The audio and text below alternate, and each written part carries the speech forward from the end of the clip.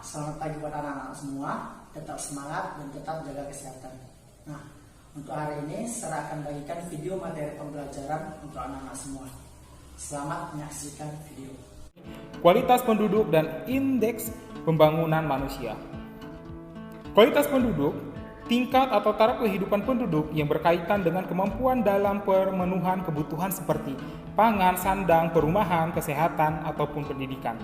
Faktor-faktor yang mempengaruhi kualitas penduduk diantaranya, pertama, tingkat pendidikan merupakan modal dasar dalam pengembangan kemampuan intelektual seseorang. Yang kedua, tingkat kesehatan merupakan harta tak ternilai dan merupakan modal berharga bagi seseorang untuk memulai aktivitas. Yang ketiga, tingkat kesejahteraan penduduk atau pencapaian kesejahteraan merupakan arah cita-cita setiap manusia yang ditandai dengan terpenuhinya kebutuhan pangan, sandang, dan papan. Yang selanjutnya masalah kependudukan. Yang pertama, besarnya jumlah penduduk di Indonesia selalu bertambah dari tahun ke tahun dalam jumlah yang lumayan tinggi. Yang kedua, tingkatnya pertumbuhan penduduk yang tinggi, besarnya laju pertumbuhan penduduk membuat pertambahan jumlah penduduk semakin meningkat. Yang ketiga, banyaknya jumlah penduduk miskin, di mana kemiskinan juga menjadi salah satu masalah yang melanda Indonesia.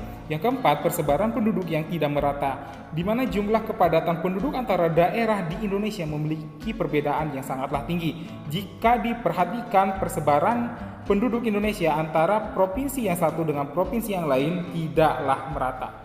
Yang keempat, tingkat pendidikan yang rendah, di mana kesadaran masyarakat akan pendidikan di Indonesia masih tergolong rendah. Dari undang-undang yang dikeluarkan pun terlihat bahwa wajib belajar penduduk Indonesia masih terbatas 9 tahun, sementara negara lain bukan menetapkan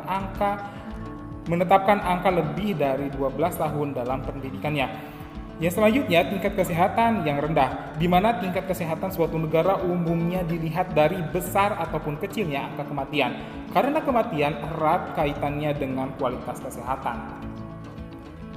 Upaya untuk meningkatkan kualitas penduduk di bidang pendidikan. Yang pertama, mencanangkan wajib belajar 9 tahun. Yang kedua, mengadakan proyek belajar jarak jauh seperti SMP terbuka ataupun universitas terbuka. Yang ketiga, mengadakan perbaikan gizi masyarakat. Yang keempat, menekan laju pertumbuhan penduduk. Yang kelima, merangsang kemauan berwira swasta. Yang keenam, menggiatkan usaha kerajinan rumah tangga atau industrialisasi.